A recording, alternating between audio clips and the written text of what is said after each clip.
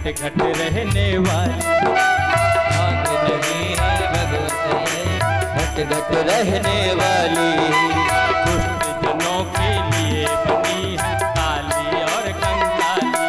दुष्ट जनों के लिए बनी है काली और कंकाली। काली और कंकाली इसको पी कर ऋषि मुनि भी हो। इसको पी कर ऋषि मुनि भी ध्यान लगाए। भोले भांग हमारी जय भोले हरी। सुन भोले सुन भोले सुन भोले सुन भोले सुन भोले सुन भोले सुन सुन।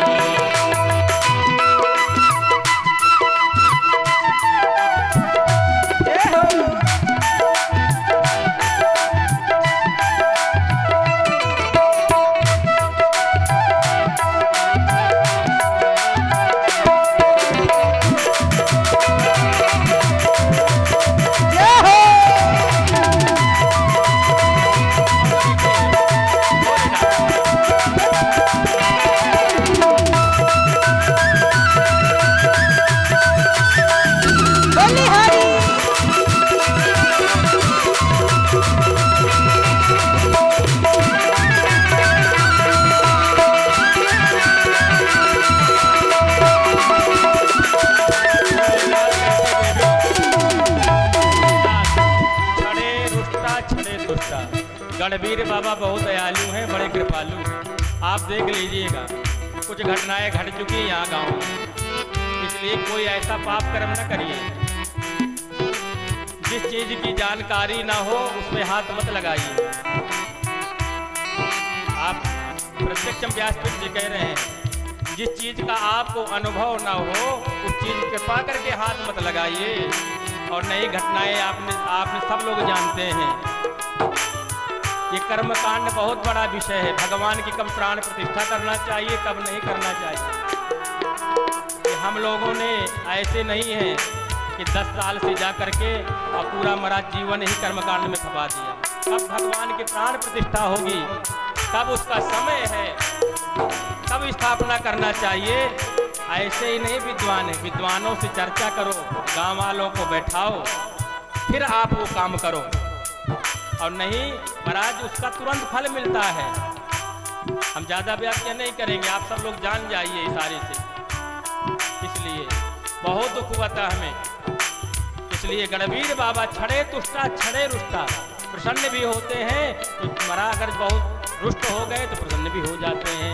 भोलेनाथ ने कहा देवी भगवान को क्रोध आ गया कि देखो हमारी अर्धांगिनी है और हमारी बात नहीं मानती। कहती महाराज जा दिन जाऊं मैं के अपने तभी समझ में आए। तो कहा सुनो देवी, हे देवी उमा, अरे क्रोध में आकर शिव शंकर ने अपना झोला खोला। क्रोध में आकर शिव शंकर ने अपना झोला खोला। एक गांजे की कली है निकली और भांग का गोला। गांजे की कलियां निकली और भांग का गोला।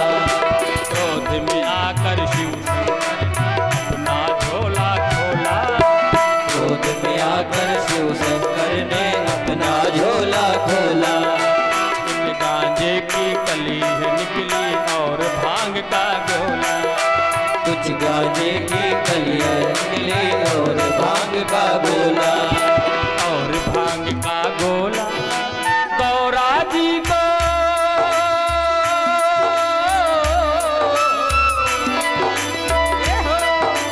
गौरा जी को दिखा दिखा कर भोले भोग लगा।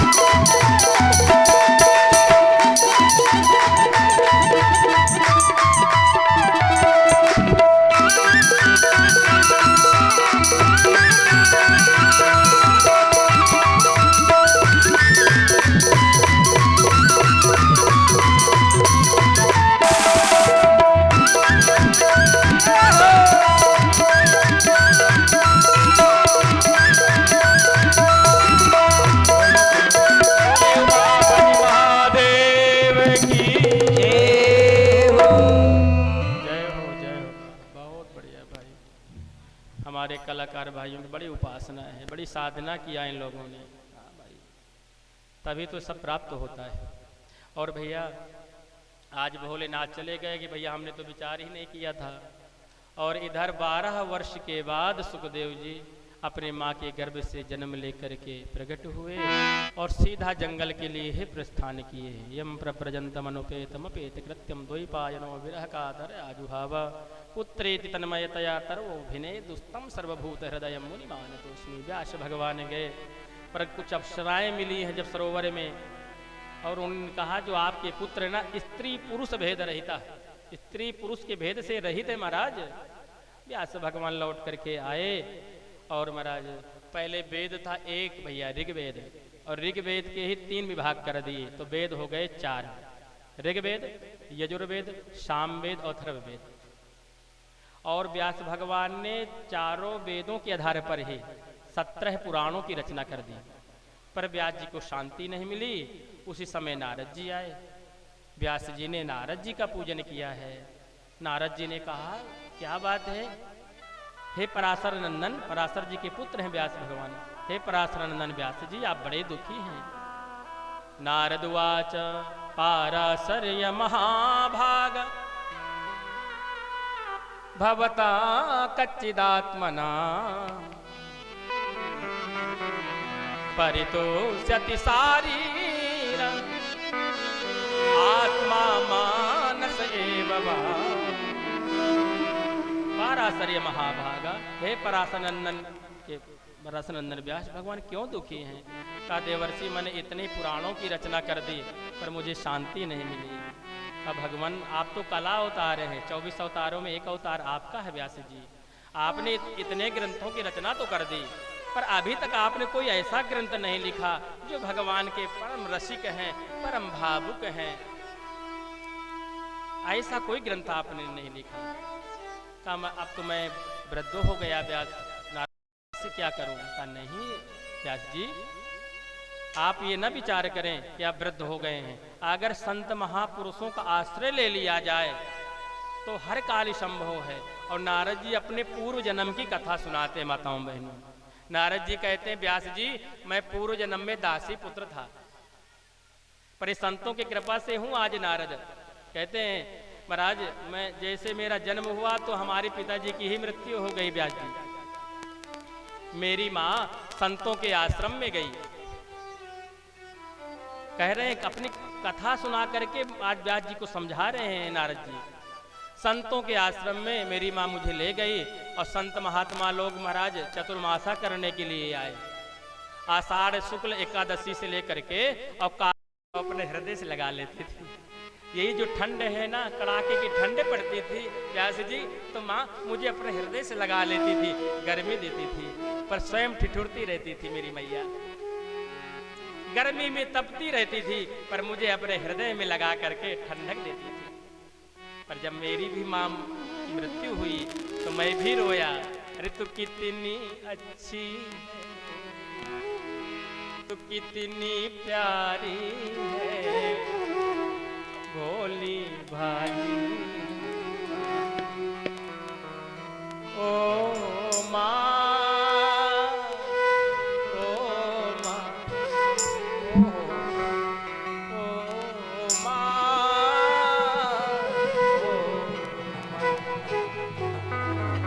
खुशियों का पल आया जो मांगा सो पाया।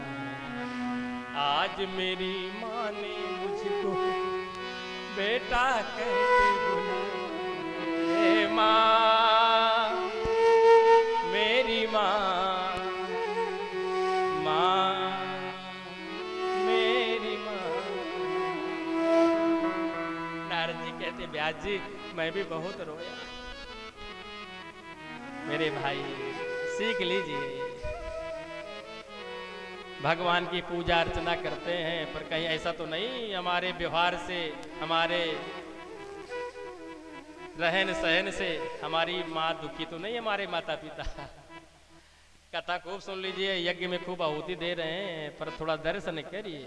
अगर माता पिता आपके संतुष्ट नहीं है तो मेरे भाई उससे बड़ा तुम्हारे जीवन का दुर्भाग्य नहीं और उससे बड़ा कोई पाप नहीं। कलयुग के प्रत्यक्ष नर और माता भगवती लक्ष्मी भगवान विष्णु के ही स्वरूप में है, ये माता पार्वती महादेव के ही स्वरूप में है। इसलिए ध्यान रखें, माता पिता से जीव कभी उर्ण नहीं हो सकता है। आप भी अगर परिवार में बंध गए तो विचार करना, आप तो बड़े हो गए, बचपन को याद करना। अगर आपका भी पुत्र हो गया है तो विचार करना, ओ माँ माता पिता किस तरह से मल मूत्र विष्ट आदि साफ करते हैं। इसलिए मेरे भाई, ये भागवत सिखाती है हमें सदैव माता पिता के चरणों का वंदन करना चाहिए भैया। इसलिए हमारे आज से मर्यादा पुरुषोत्तम की लीला है। प्रातः काल उठ के रघुनाथा, मात पिता गुरु ना वही मात। प्रातः काल उठ के रघुनाथा, मात पिता गुरु ना वही माता। उठ के रघुनाथा, काल उठ के रघुनाथा, मात पिता गुरु नाम मात पिता गुरु नाम माता। इसलिए कभी भी माता पिता का अनादर न करना, उन्हें प्रसन्न रखना। मेरे भाई नारद जी बहुत रोए कि मेरी माँ आज चली गई, और जा करके संतों ने जो मंत्र दिया था, द्वादशाक्षर मंत्र का जाप करने लगे। कहते हैं व्यास जी, मंत्र का प्रभाव, द्वादशाक्षर मंत्र बड़ा सिद्ध। परसों कथा आएगी, ध्रुव जी इसी मंत्र के द्वारा 5 वर्ष की अवस्था में भगवान को प्राप्त किए मेरे भाई। और मंत्र का प्रभाव ऐसा हुआ व्यास जी कि मेरे भगवान नारायण की जाके सशंक चक्रम सकरीट कुंडलम, सशंक चक्र सकरीर कुंडल से शोभायमान जहाँ की मेरे हृदय में आ गई। ओहो, मैं तो निहाल हो गया। जय हो प्रभु, नाचने लगा। प्रत्यक्ष दर्शन कर रहा था कि उसी समय वो झांकी अंतर्धान हो गई। अरे राम राम प्रभु कहाँ चले गए, मैं रोने लगा। तब आकाशवाणी हुई, बेटा कि अभी हमारा दर्शन नहीं प्राप्त कर सकते क्योंकि अभी तुम्हारे कुछ पाप शेष हैं। और नारद जी देखिए, कहते हैं व्यास जी, जब मेरा दूसरा जन्म हुआ तो आज दूसरे जन्म में संतों के प्रभाव से, संतों की कृपा से जिन्होंने मंत्र दिया था, आज देखिए मैं सृष्टिकर्ता विधाता ब्रह्मा का पुत्र हूँ। और जो है महाराज, यही उन्होंने, मेरे भगवान आराध्य नारायण हैं जिन्होंने मुझे वीणा दिया है, उसी में उनके राग अलापता रहता हूँ महाराज। वीणा में भगवान विष्णु जी ने मुझे वीणा दिया है मेरे भक्ति पर प्रसन्न होकर के। तो देव दत्ता मिमां वीणा स्वर ब्रह्म विभूषिता, मूर्छयित्वा हरि कथा गायमानश्चरा में हम।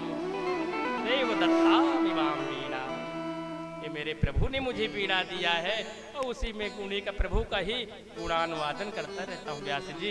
इसलिए हे व्यास जी, आप भी संतों का आश्रय लीजिए। व्यास जी ने कहा, नारद जी अब आपसे बड़ा संत कौन होगा। वास्तविकता से 1 नंबर के संत हैं, प्रथम नंबर के नारद जी। अब आप ही हमारा मार्गदर्शन करें। तब नारद जी ने 4 श्लोकी भागवत का उपदेश यहाँ पर व्यास जी को किया है। और व्यास जी ने सरस्वती नदी पर डुबकी लगाई, स्नान किया और निकल करके बाहर आए, गणेश जी का आवाहन किया है। और व्यास भगवान बोलते गए, गणेश जी लिखते गए। सूत जी कहते सौनकादिक ऋषियों, इस तरह से ये 18,000 श्लोकों में भागवत महापुराण तैयार हो गया, जिसमें 12 स्कंद हैं, 335 अध्याय हैं, 18,000 श्लोक हैं। अब व्यास जी ने विचार किया किसे पढ़ाऊं, क्योंकि भागवत पढ़ने का अधिकारी हर जीव नहीं है, वही है जिसने अपने इंद्रियों को संयमित किया है और विशेष करके काम और क्रोध को। और इसलिए नहीं सुखदेव जी को पढ़ाया है व्यास भगवान ने कि मेरा पुत्र है। योग्यता देखी है कि मेरे पुत्र सुखदेव के समान कोई है ही नहीं भागवत पढ़ने का अधिकारी। इसलिए 4 शिष्यों को भेजा है जंगल में, 2 श्लोक रटाए हैं, बेटा जाओ इन्हीं श्लोकों को पढ़ना, मुझे विश्वास है कि मेरा पुत्र जहां कहीं भी होगा मेरे पास आएगा। और भागवत के 10वें स्कंद का 21वें अध्याय का 5वां श्लोक, जिसमें भगवान के महाराज श्रृंगार का वर्णन है, स्वरूप का वर्णन है, दूसरे में स्वभाव का वर्णन आएगा, इसमें स्वरूप कैसा है भगवान श्री कृष्ण का। तो आज शिष्य जाते हैं और इस श्लोक गाने लगे। सुखदेव जी समाधि में बैठे थे भैया। वरहा पीड़म नटवर वपु कर्णयो कर्णिकार बिभ्राद वासा कनक कपिशम वैजयंती चमाला रंध्रान पेड़ो रधर सुधया पूरयन गोप वृंदै वृंदारण्यम स्वपदरमणम प्राविशद गीत की। श्रृंगार का वर्णन है इसमें भैया, भगवान के स्वरूप का वर्णन है, भगवान कृष्ण कैसे हैं। सूत जी कहते हैं यहाँ पर कि महाराज वराहा पीड़म, दर्शन करिए, भगवान ने मोर का पंख लगाया हुआ है अपने मुकुट में। नटवर वप कर्णयोः कर्णिकारम, भगवान अपने दोनों कानों में कनेर का पुष्प लगाए हैं। भगवान को कनेर का पुष्प, भगवान विष्णु को, भगवान कृष्ण को बहुत प्रिय है। वैजयंतीम च माला, भगवान वैजयंती माला धारण किए हुए। आप लोग भी दर्शन करते रहिए ना, भगवान सामने बैठे हैं, भागवत जी भी आपके सामने, झांकी लाइए तभी आनंद आएगा। हम तो दर्शन कर रहे हैं और ज्यादा डूब जाएंगे तो फिर कथा नहीं सुना पाएंगे, इसलिए हम तो अपने को बच रहे हैं, पर श्रोता स्वतंत्र होता है। ले आइए ना झांकी, देखिए आपको अनुभूति होगी। भगवान के श्रृंगार का वर्णन है। रंध्रान वेणु रधर सुधया, भगवान अपने अधरों में बांसुरी का वादन कर रहे हैं।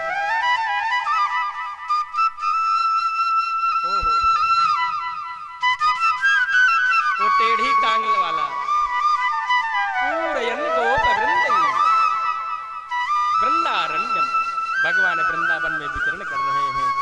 जो गोप बालक है भगवान की महिमा का गुणानुवादन कर रहे हैं।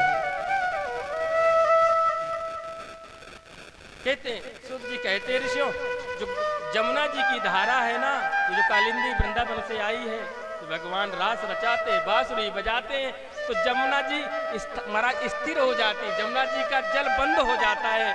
ओ मेरे प्राण प्रियतम बांसुरी बजा रहे हैं, मैं भी सुनूंगी। जमुना जी का जल स्थिर हो जाता है मेरे भाई। कदम के जो वृक्ष हैं उनसे फूल गिरते हैं जमुना जी के किनारे किनारे तलहटी में, जब पुष्प कदम के गिरते हैं तो पुष्प भी बांसुरी सुनते रुक जाते हैं। जमुना जी भी नहीं गिर रहे हैं, नहीं हम बांसुरी सुनेंगे भगवान की। गौ माताएं घास चरना भूल जाती, मुंह खुला है तो खुला है। जो छोटे छोटे बछड़े हैं गौ माताएं के, जैसे छोटा सा बच्चा होता है ना, उसे कोई कथा सुनाओ या कुछ गाओ तो दूध पीना माँ का छोड़ देते हैं, देखने लगता है। इनके छोटे छोटे बच्चे हैं, आप अनुभव करिए माताएं बहनें। ऐसे छोटे छोटे वत्स, जो छोटे छोटे बछड़े हैं, गौ माताओं का दूध पीना छोड़ देते हैं और बांसुरी को सुनने लगते हैं। बछड़ों के कारण ही तो भगवान का नाम पड़ा गोपाल। गौ सेवा करने के कारण ही भगवान का नाम गोपाल पड़ा है। ऐसी प्यारी भगवान ने जब बांसुरी बजा रहे हैं तो सुखदेव जी की समाधि खुल गई। ओ हो, इतना सुंदर स्वरूप, जरूर दर्शन करना चाहिए। पर यहाँ पर हम आप सबको सुखदेव भगवान ने शिक्षा दे दिया, वो तो सब जानते। सुखदेव जी ने कहा जरूरी नहीं है जो इतना अच्छा गाता हो, इतना अच्छा कथा गाता हो, बहुत अच्छा संकीर्तन करता हो, बहुत अच्छा अभिनय करता हो। कितने ही ऐसे लोग हैं, कोई बहुत अच्छा कीर्तन किया, बहुत अच्छा अभिनय किया, और अपने इंद्रियों का लोग ऐसे बहन बेटियों को हम देखते हैं सीमित नहीं कर पाती, और उन्हीं के साथ 9 2 11 हो लेती। आप अन्यथा ना माने। जो माता पिता खिला पिला करके सारे संसार का परिचय करा दिया, बेटा ये तेरी बुआ है, बिटिया ये तुम्हारे फूफा है, हाँ ये तुम्हारे काका जी है, ये तुम्हारी काकी है बिटिया, ये तुम्हारे पड़ोस वाले दादाजी तुम्हें बहुत लोरी खिलाते थे बिटिया, वही है। और किसी ने बहुत अच्छा गीत गाया, बहुत अच्छा अपने वाणी से, अरे महाराज उसके श्रृंगार का वर्णन किया, पुष्पों की बारिश कर दी बोल करके। तो ऐसे माता पिता अपने कुल को, अपने पड़ोसी वाले दादा का ख्याल नहीं, माता पिता का ख्याल नहीं, और उसके साथ 9 2 11 हो गई। बाद में देखा जाता है महाराज कई टुकड़ों में काटा जाता है। इसलिए कथा सुनिए, कथा से शिक्षा लीजिए। सुखदेव जी ने कहा जरूरी नहीं कोई इतना सुंदर है, अपने राम तो यही सही है, यही आनंद में डूबे हुए हैं। पर मेरे भैया दूसरा श्लोक, भगवान का स्वभाव कैसा है, अब दर्शन करिए। पहले समाधि खुली थी, बैठ गए, नहीं जाएंगे, यहीं रहेंगे। अपनी इंद्रियों को संयम होना चाहिए। अरे कोई गाता है उसमें उसको ना देखो। अगर कोई बहुत अच्छा कथा गाता है, कोई बहुत अच्छा गीत गाता है, कोई बहुत अच्छा वाद्य करता है, तो उसमें अपने गढ़वीर बाबा की कृपा देखो। हो ये हमारे गढ़वीर बाबा की कृपा है, तभी तो ये अच्छा कार्य। क्योंकि अगर उसमें उसको मान लोगे तो फिर वो आकर्षण हो जाएगा, वो भी बंधन का कारण है। जब ऐसा होगा तो बच जाओगे, भगवान की कृपा है। नहीं कोई क्यों इतना अच्छा बांसुरी बजा सकता है, क्यों इतना अच्छा आर्गन बैंजो तबला बजा सकता है, क्यों इतना अच्छा कोई पैड बजा सकता है, क्यों ब्राह्मण इतना अच्छा मंत्र श्लोक गा सकते हैं। हमारे प्रभु की कृपा है भाई, बिना प्रभु की कृपा से संभव नहीं है। समाधि में लग गए। अब भगवान का तृतीय स्कंद में कल की कथा आएगी। विदुर और उद्धव जी का जब मिलन हुआ वही श्लोक है, पूतना वाला श्लोक, स्वभाव का वर्णन। अहो वकीयम, ये श्लोक गाया है उन विद्वानों ने, 4 बालकों ने। अहो वकीयम तन काल कूटम जिघांसयापा ययदाप्यसा। हो वकीया स्तन काल कोटा जिघांसयापा ययदाप्यसात्रि। लेभे गतिं रुचितां ततोऽन्यं, लेभे रुचितां ततोऽन्यं तं वा दयालुं शरणं व्रजेम। दयालं शरणं व्रजेम। अहो वकीयं तनकालकूटं, अहो वकीया स्तन काल कोटा जिघांसयापा ययदाप्यसात्रि। जिघांसयापा ययदाप्यसात्रि। लेभे गतिं रुचितां ततोऽन्यं, लेभे गतिं रुचितां ततोऽन्यं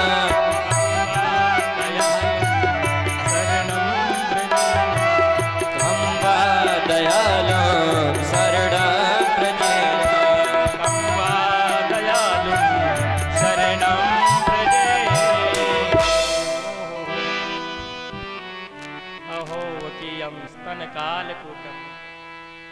वकासुर की बहन महाराज पूतना काल कूट विष लगा। अहो वकीयम स्तन काल कूटम, सूची कहते सुन कादिक ऋषियों, स्तन काल अपने स्तनों में कालकूट विष लगा करके मेरे कन्हैया को मारने के लिए आए। भगवान 6 दिन के थे, छठी भी नहीं पूजी थी। पर भगवान ने विचार किया कि ये भी तो हमारी मौसी है, दूध पिलाएगी। जैसे मैया नंदरानी जसोदा मैया हमें दूध पिलाती है, जैसे माता देवकी ने मुझे स्तनपान कराया, वैसे पूतना भी तो हमें दूध पिलाएगी। तो भगवान का स्वभाव कैसा है, उसमें भी दोष नहीं प्रभु ने देखा। कहते भैया देवकी मैया भी भगवान के धाम को जाएगी, वसुदेव देवकी के माता पिता है, नंद बाबा और जसोदा मैया भी भगवान को धाम को जाएंगे। पर भगवान आज पहले ही जो भगवान को मारने के लिए आई है, अहो वकीयम स्तन कालकूटम जिघाम सयापायेदा प्रसाद लेभेम गतिम धातु किताम तोन्यम। माता जैसी सदगति भगवान ने दिया है, और उनके पहले ही आज प्रभु ने, भगवान श्री कृष्ण ने पूतना को भी अपने परम धाम की प्राप्ति करा दी है। बोली कृष्ण कन्हैया लाल की जय। अब विचार करिए, आप थोड़ा विचार करिए, जो पूतना में जिन्होंने दोष नहीं देखा, पूतना को परम धाम की प्राप्ति करा दी, तो हो सकता है हमारे में बहुत दोष हैं, बहुत अवगुण हैं, पर भगवान हमारे दोष नहीं देखते, भगवान तो हमारे भाव देखते। जब पूतना में उन्होंने नहीं देखा तो हमारे में क्या देखेंगे? इसलिए भगवान के चरणों का आश्रय लीजिए, गणवीर बाबा के चरणों में भक्ति भाव करिए, यहाँ बैठ करके भगवान की मंगलमयी कथा सुनिए। 7 दिन भगवान के लिए दे दीजिए, 29 तारीख तक भगवान के लिए ही सब दे दिया। भंडारे तक का वो भी महाप्रसाद है, नहीं प्रसाद मिल पा रहा भंडारे का तो एक दूसरे से कहना, भैया अगर आना तो हमें भी लास्ट का प्रसाद जरूर ले आना। आप प्रसाद में आपको पूरा रस मिल जाएगा, कथा का भी मिल जाएगा, अगर नहीं आ पाते हैं। इसलिए भगवान को समर्पित कर दीजिए। भगवान हमारे दोष नहीं देखते, भगवान हमारी पवित्रता, हमारे विचार, हमारी श्रद्धा, हमारी भक्ति, हमारा समर्पण देखते हैं। जब पूतना में नहीं देखे तो हम में क्या देखेंगे? जैसे सुखदेव जी ने सुना तो दौड़ पड़े और जाकर के कहा, भैया और सुनाओ जी, सुनो। कहा, सुखदेव जी हमें तो गुरु जी ने 2 ही रटाए थे, पर आपके पिताजी के पास, गुरु जी के पास 18,000 श्लोक ऐसे हैं। सुखदेव भगवान आए हैं, पिताजी को प्रणाम किया है, और आज व्यास भगवान ने अन्य पुराणों के मत से बड़ी परीक्षा लिया है। राजा जनक के पास, राजा निमि जनक के पास भेजा है, काम क्रोध की परीक्षा लिया, फिर भागवत पढ़ाया है। और सूर्य जी कहते, ऋषियों जब परीक्षित जी को 7 दिन में मरने का श्राप लगा, तो यही भागवत की कथा सुना करके उन्हें परमधाम की प्राप्ति कराई है। तो सनकादिक ऋषियों ने कहा, भगवान ये परीक्षित जी को श्राप क्यों लगा है? आप लोग बड़े धैर्य के साथ बैठे रहे, मंगलमय कथा है, सुखदेव जी का जन्म तो हो चुका है, पर परीक्षित जी को पहुंचा देते हैं सुख तीर्थ पर, वहां तक कथा का हम लोग विश्राम करेंगे। और ये आपको विशेष ध्यान रखना है भैया। तो अभी अपने पास समय भी है तो हम लोग चलते हैं। तो कहते हैं महाराज, महाभारत की कथा भी प्रथम स्कंद में आती है, और कहते हैं जो अश्वत्थामा है, द्रोणाचार्य के पुत्र, द्रौपदी मैया के 5 पुत्रों को तो मार दिया, पर भगवान ने कहा, भाई ब्राह्मण है, ब्रह्म बंधुर न हंतव्य आतताई बधारणा मय्यो भय मामनातम परिपाई अनुशासनम। ब्राह्मण का कभी वध नहीं करना चाहिए, और आताताई कोई चाहे कोई भी क्यों ना हो, छोटे छोटे बच्चों को मारने वाला, उसे छोड़ना नहीं चाहिए। भीम ने कहा, भीम जी ने कि वाह कन्हैया क्या जजमेंट दिया है, कहते हो मारना भी नहीं चाहिए, छोड़ना भी नहीं चाहिए, तो बात घुमा फिरा के तो एक ही हो गई। पर अर्जुन समझ गए, क्योंकि अर्जुन के गुरु हैं भगवान, ये टेढ़ी टांग वाले की लीला ही अपरंपार होती है। तो अर्जुन ने आज क्या किया, अर्जुन जी ने कि महाराज तेजोमयी मणि निकाल लिया और धक्का मार करके अश्वत्थामा को वहां से निष्कासित कर दिया। और कहते जो आप असोथर तहसील लगता है कि ये थाना है, असोथर थाना, असोथर में ही अश्वत्थामा का शायद मंदिर है, और अब वहां भी अश्वत्थामा, इसीलिए उसका नाम ही पड़ा असोथर जो है, और वहाँ अश्वत्थामा आज भी आता है। मैंने सुना है लोगों से कि उधर में कथा, जब पूर्व बुजुर्ग में सातों नारायणी के पास 14 में गया था, तो मैंने कथा तो लोगों ने बताया था मुझे, आज भी अश्वत्थामा का मंदिर है, वहाँ अश्वत्थामा आता है किसी न किसी रूप में। जैसे आल्हा उदल की कथा है, शारदा माता में जाते हैं। तो भैया आज जो है, और ब्राह्मण का कभी वध नहीं करना चाहिए, अपमान करके इसी तरह निष्कासित कर दो, तो जब जब याद करेगा तब तब मरेगा। आज शिवरंजनी महाराज आज भगवान द्वारका की जाने की तैयारी में हैं, और देखिए अश्वत्थामा को तो धन्यवाद देना चाहिए अर्जुन को कि मेरे प्राण बख्श दिए, मुझे मारा नहीं, पर अश्वत्थामा ने विचार किया कि इनके परिवार में जल देने वाला भी नहीं छोड़ूंगा। और भैया इधर आज भगवान जो है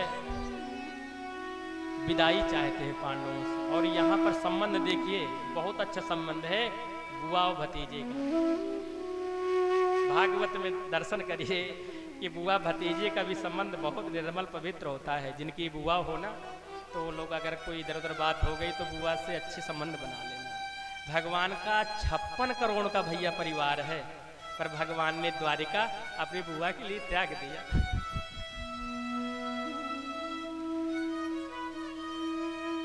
इतना बड़ा परिवार छोड़ करके अपनी बुआ के पास है। भगवान कहते हैं बुआ, अब अगर आपकी आज्ञा मिल जाए तो हम भी कुछ दिन द्वारिका हो आए। अब बताइए, परमानंद जिसके पास हो कैसे जाए? पर कोई नहीं चाहता कि भगवान जाए, बुआ भी नहीं चाहती। पर सब लोगों ने सोचा कब तक लाला को रखेंगे, एक दिन तो जगना ही होगा। सब भगवान की विदाई कर रहे हैं। सूर्य जी कहते ऋषियों, अब दर्शन करिए, भगवान जा रहे हैं। और इधर अश्वत्थामा ने विचार किया कि अब इनके परिवार में कौन बचा है। 5 पांडवों के पुत्रों को तो मार दिया, कोई ने फिर ध्यान किया कि देवी उत्तरा, इनकी जो पुत्र बधू है, अभिमन्यु की पत्नी उत्तरा गर्भवती है और 9वें महीने को गर्भ पूर्ण कर रहा है। अगर उसे मार दूंगा तो फिर इनके परिवार में कोई कुल का दीपक नहीं बचेगा। और भैया इधर भगवान का दर्शन करिए, झांकी बसाइए, अपना दर्शन करिए।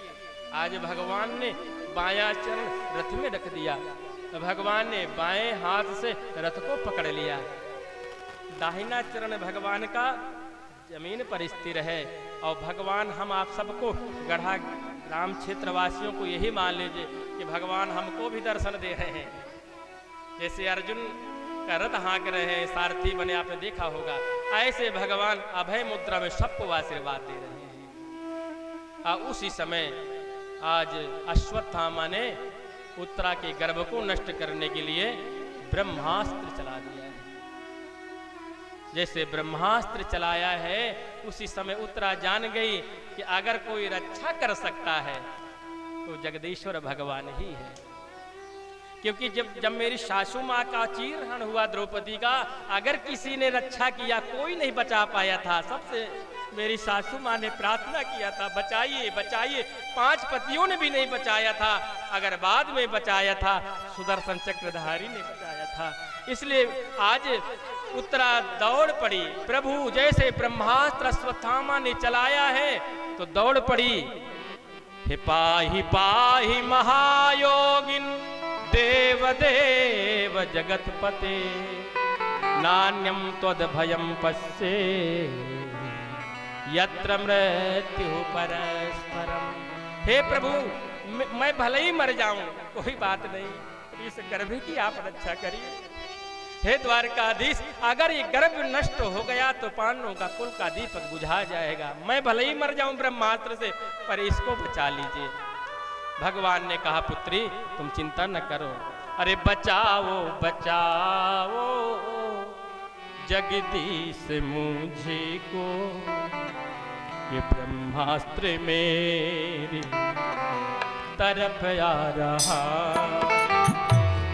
बचाओ बचाओ जगदीश मुझको, ब्रह्मास्त्र मेरी तरफ आ रहा है। मेरे गर्भ को नष्ट करने की खातिर, मेरे गर्भ को नष्ट करने की खातिर, बड़े बेग से चला आ रहा है, बड़े वेग से यूं चला आ रहा है। जगदीश्वर रक्षा करिए, मैं भले ही मर जाऊं तो इस लाल को बचा लीजिए। आज भगवान करुणा निधान, करुणा में डूबो हो। कैसे ब्राह्मण ब्राह्मणों से मुखमासिद्बाहु राजन्यकृतः ऊरूत विद्यद्वैश्या पद्भ्याम सूत्रो। ब्राह्मण के पति तो मेरे मुख से हुए, पर एक अश्वत्थामा क्या कर रहे हो? जिस बालक ने जन्म नहीं दिया, आज उसको ही मारने के लिए उतावलापना है। और कहते, हे प्रभु इस गर्भ की रक्षा करिए, मुझे मार डाले गम है न मुझे को, मगर भाव सुध मेरा मरने न पाए, मगर भाव सुत मेरा मरने न पाए, तुम ही कर सको मेरी रक्षा मुरारी। तुम ही कर सको मेरी रक्षा मुरारी।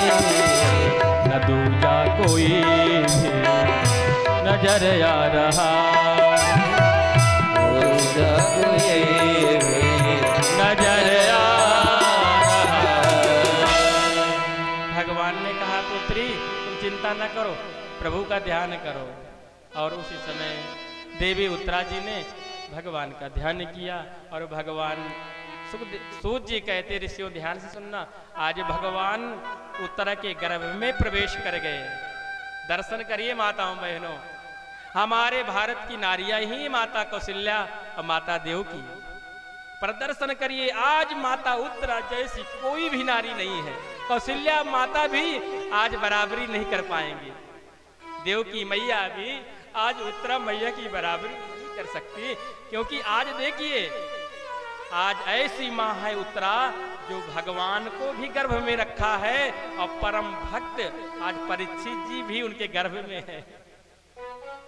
ऐसी इकलौती माँ है देवी उत्तरा जो भक्त और भगवान को अपने पेट में रखा है। बोलिए उत्तरा मैया की।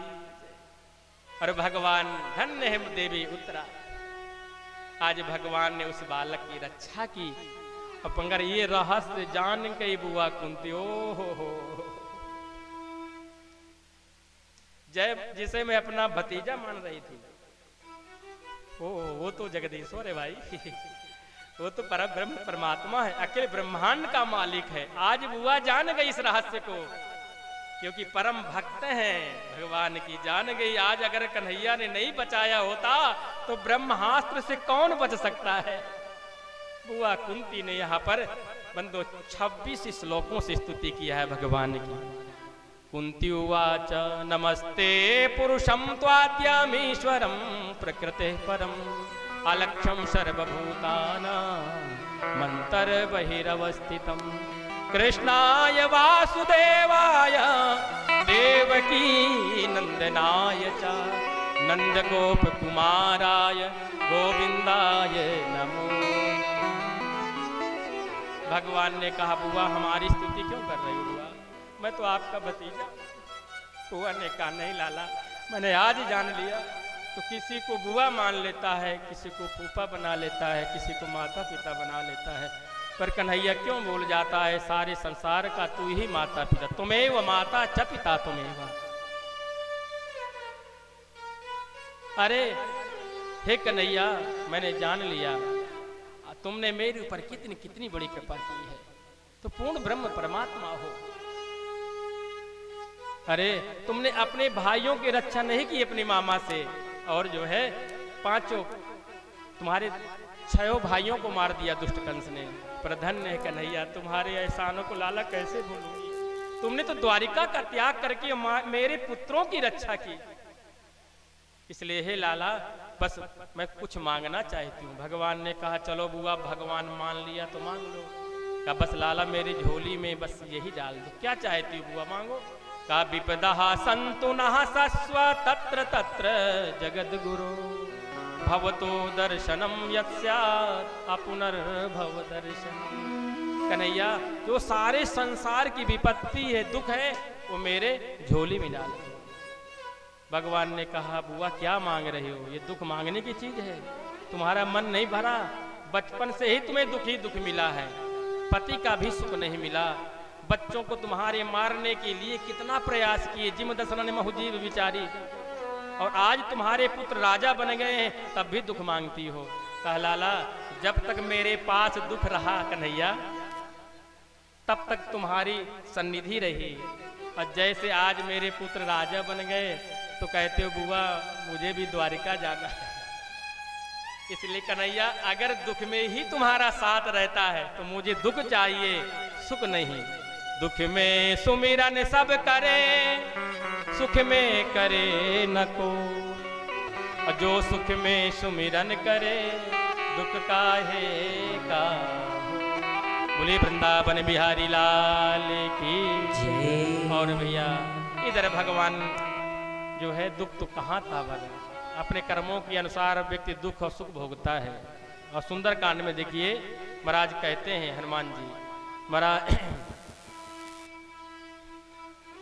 उसका वर्णन है कि महाराज सुनु हनुमंत विपति प्रभु सोई, हनुमंत विपति प्रभु सोई, सुन हनुमंत विपति प्रभु सोई, सुन हनुमंत विपति प्रभु सोई, जब तब सुमिरन भजन न होई, जब भजन न होई, जब तब सुमिरन भजन न होई, जब तब सुमिरन भजन न होई।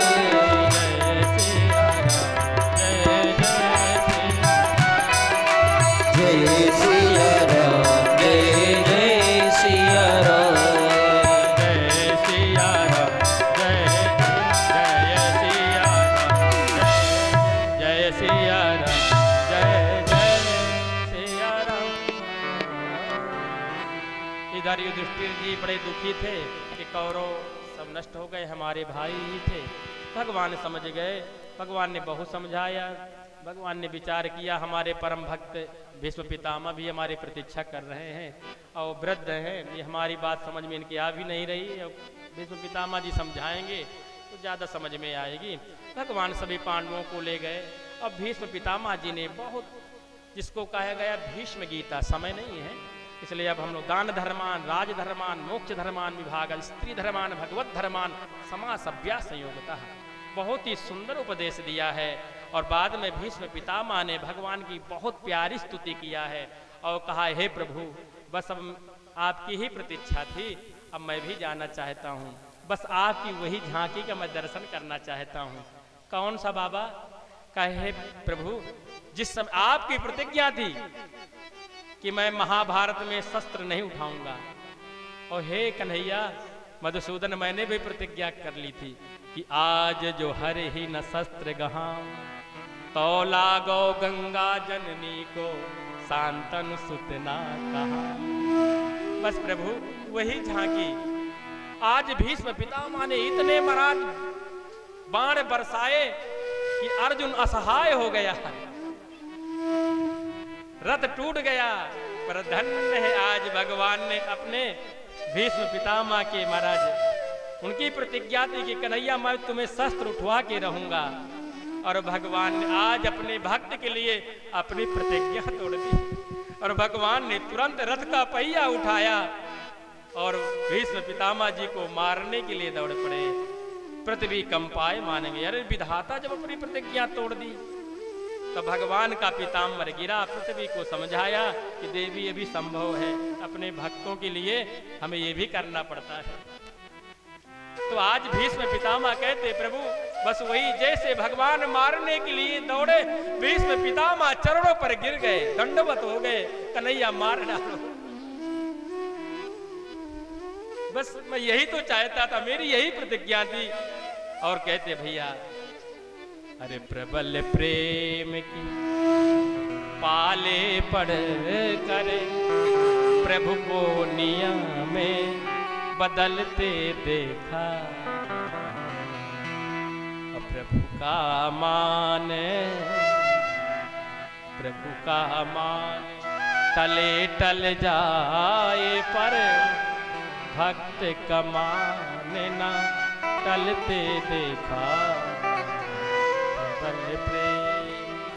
कहा बस कन्हैया उसी झांकी का दर्शन करना चाहता हूँ, आप रथ का पहिया लिए मुझे मारने के लिए दौड़े हैं, हे कन्हैया बस उसी वही दर्शन आपका देखना चाहता हूँ। और भीष्म पितामह ने प्यारी स्तुति किया है। और माघ का महीना आया और जैसे महाराज सूर्य उत्तरायण हुए, मकर राशि में जब सूर्य प्रवेश करते हैं 12 राशियां हैं, मकर, कुंभ, मीन, मेष, वृष, मिथुन, तो ये 6 राशियों में सूर्य उत्तरायण रहते हैं।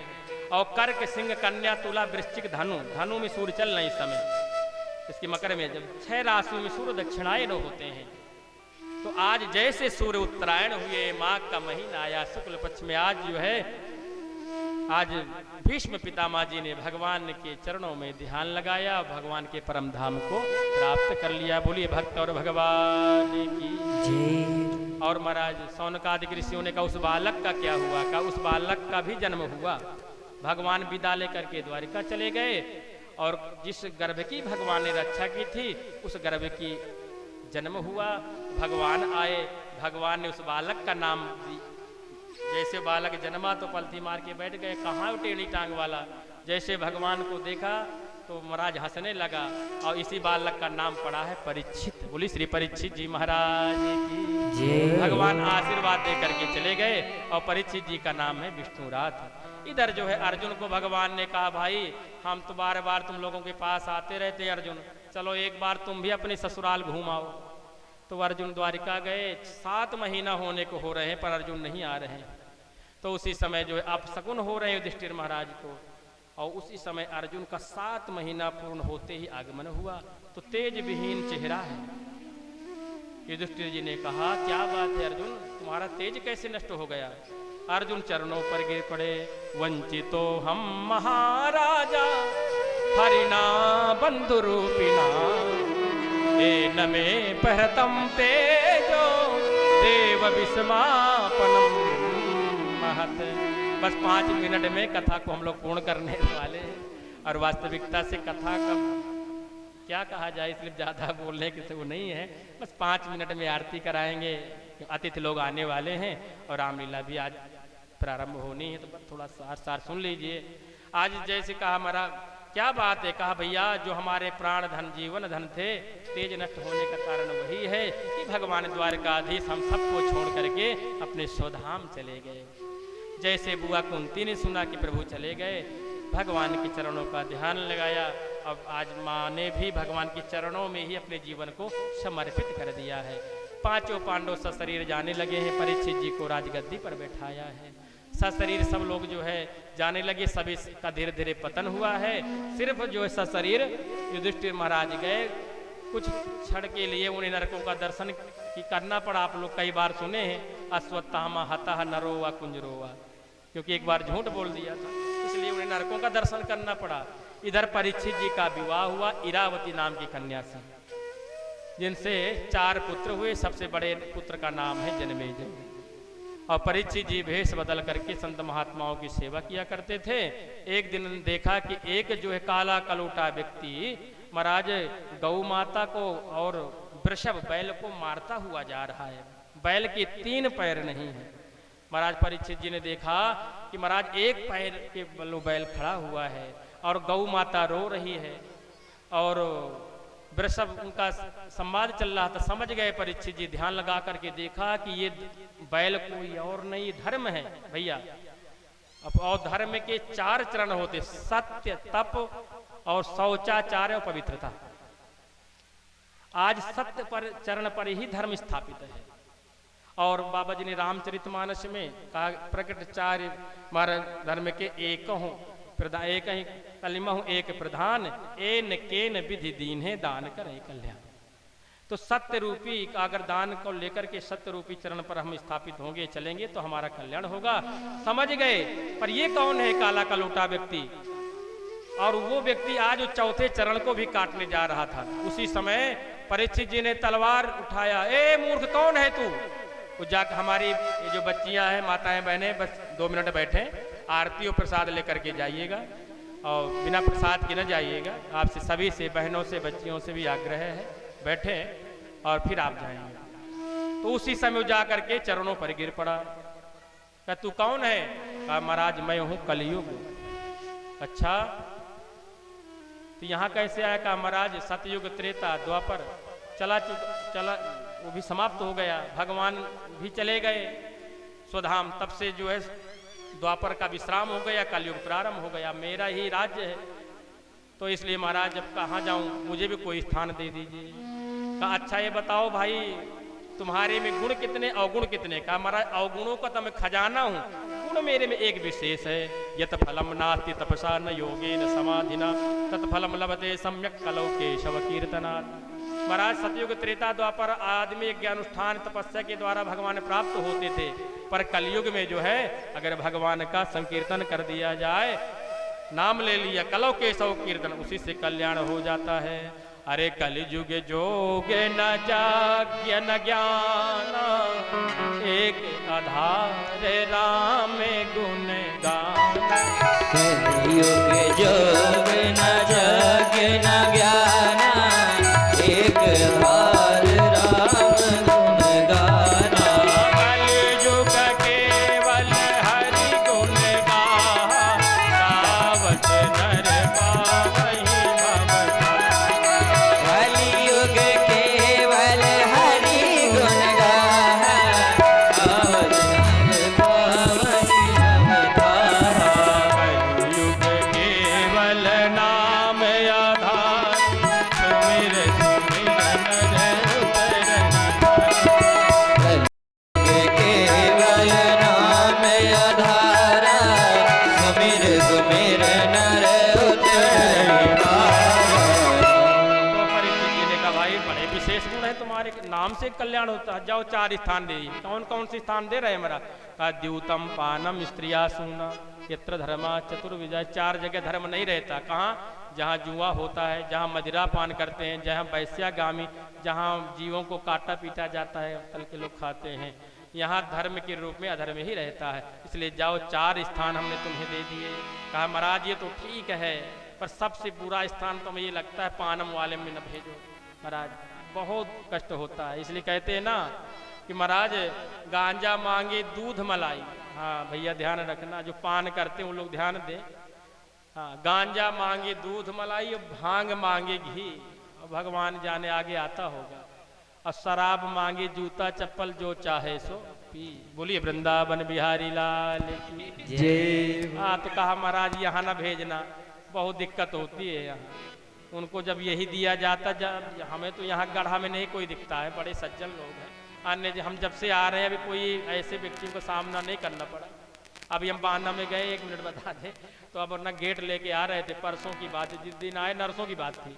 तो जैसे उसकी दुकान में पहुंचे तो श्रीमान जी बिल्कुल चकाचक थे। मैंने कहा यार पैसा नहीं, 500 की नोट है। अरे कहा तो महाराज आप रखिए मैं दे रहा हूँ। अरे मैंने कहा ऐसा नहीं यार, संध्या का वक्त है। अरे महाराज गुरु जी अरे आप रखिए। मैंने कहा नहीं है ऐसा तो भाई नहीं भाई, सब लुटा रहा था। मैंने कहा तुम रहने दो, मैं दूसरे से मैं कहा भैया दे दो इससे 20 रुपए रिक्शा वाले को। तो ऐसी स्थितियां होती, सब लुटा देते हैं। बोली वृंदावन बिहारी लाल की जय। फिर महाराज का एक, महाराज इतने आपने मेरे में गुण देखे हैं तो कोई अच्छा स्थान दे दीजिए। कहा जाओ हम तुम्हें स्वर्ण में वास देते हैं। तो परीक्षित जी स्वर्ण का मुकुट पहने थे, उसमें जाकर के कलयुग निवास बना लिया। अच्छा ये स्वर्ण जो मुकुट था ये जरासंध का था। जरासंध पापी अधर्मिता ने, भगवान कहते 8 जो धातु हैं उस धातु नाम अस्मि कांचनम, कांचनम माने सोना मेरा ही स्वरूप है। पर ये पापाचार्य धर्मी जरासंध का मुकुट था और भीम दादा ले आए थे जरासंध को मार के, वही मुकुट पहन करके परीक्षित जी निकले थे। इसलिए उसमें प्रवेश कर गए हैं। आज जो है महाराज कलयुग, और महाराज समीक ऋषि की कुटी में गए, वो समाधि में लगे थे, भूख प्यास लगी थी। महाराज कुछ व्यवस्था करो, कुछ बोले नहीं। और महाराज इनके तो महाराज मति मारी गई। कलयुग का वास था मुकुट में। वो उसी समय एक काला कलूटा सर्प मरा पड़ा था, उसी को डाल दिया इनके समीक ऋषि के गले में। चले गए। कुछ बालकों ने देखा, जाकर के उनके पुत्र श्रृंगी को बताया। श्रृंगी कुपित हो गए, कौशिकी नदी में जल लिया, श्राप दे दिया। इति लंघित मर्यादम तक्षका सप्तमे हनि दंक्षति इसमें कुलांगारम नोदितो में तथा ध्रुवम। अरे कुलांगार परीक्षित, तुमने मेरे पिता के गले में मृत सर्प डाला, इसी सर्प का पूर्व तक्षक नाग तुम्हें आज के 7वें दिन काट लेगा, तुम्हारी अकाल मृत्यु हो जाएगी। और भैया पिता के पास रोने लगे। पिता की समाधि कुली सांप को बाहर छोड़ा। पुत्र ने सारी घटना बताई, बहुत दुखी हुए। अरे बेटा ये तुमने क्या कर दिया? परीक्षित जैसे राजा 12 बार जन्म नहीं लेते। गौरमुख नाम के शिष्य को बताया, परीक्षित को बता दो कि आज के 7वें दिन तक्षक नाग के काटने से मृत्यु हो जाएगी। जो कुछ करना चाहें 7 दिन में ही कर लें। परीक्षित जी को जब पता चला है तो जाकर के महाराज सुख तीर्थ पर गए हैं और वहीं महाराज बैठ गए। ऋषि मुनि महात्मा सबसे पूछा क्या करना चाहिए जिसे 7 दिन में मरना हो। कोई नहीं बता पाया। उसी समय महाराज सुखदेव भगवान का आगमन हुआ। बोले सुखदेव भगवान की जय। अब कल सुखदेव भगवान बताएंगे कि 7 दिन में मरने वाले को क्या करना चाहिए। भगवान की मंगलमयी आरती, और फिर आप लोग आरती और प्रसाद लेकर के जाएं। सुखदेव भगवान आए हैं तो उनका पूजन कर लेते हैं। अरे हरि की कथा सुनाने वाले, प्रभु की कथा सुनाने वाले, तुमको लाखों प्रणाम, तुमको लाखों प्रणाम। हरि की कथा सुनाने वाले, प्रभु की कथा सुनाने वाले, तुमको लाखों प्रणाम, तुमको लाखों प्रणाम। हम भूल रहे थे मन में, पल खो बैठे थे तन में। हम भूल रहे थे वन में, पल खो बैठे थे तन में। ना पिलाने वाले, प्रभु की कथा सुनाने वाले, तुमको लाखों प्रणाम, तुमको लाखों प्रणाम। हरि की कथा सुनाने वाले, प्रभु की कथा सुनाने वाले, तुमको लाखों प्रणाम, तुमको लाखों प्रणाम। भगवान की जय हो।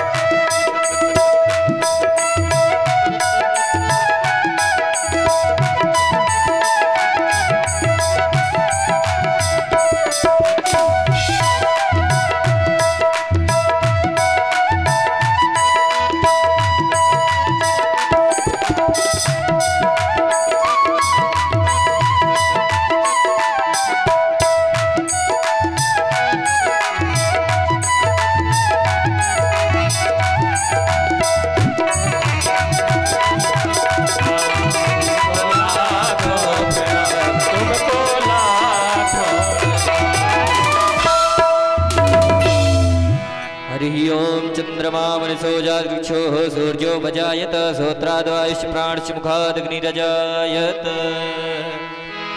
आरती अति पावन पुराण की, धर्म भक्ति विज्ञान खान की।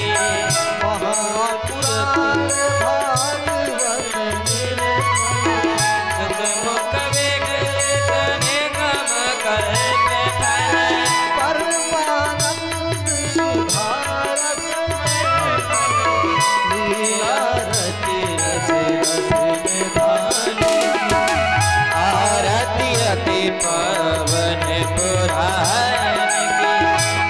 मल मथन ताप निवारे, जन्म मृत्यु में भव भय हारे। बल मथन ताप निवारे, जन्म मृत्यु भव भय हारे। सेवन सकल सकल सुख सारे, सेवत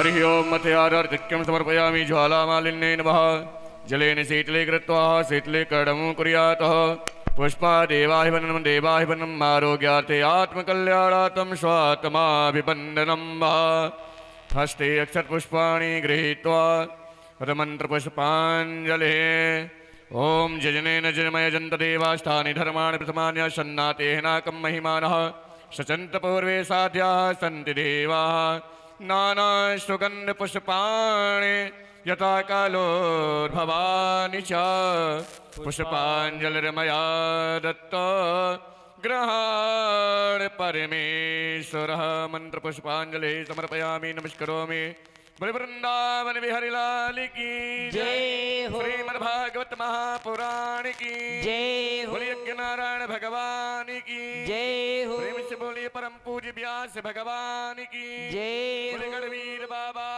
की जय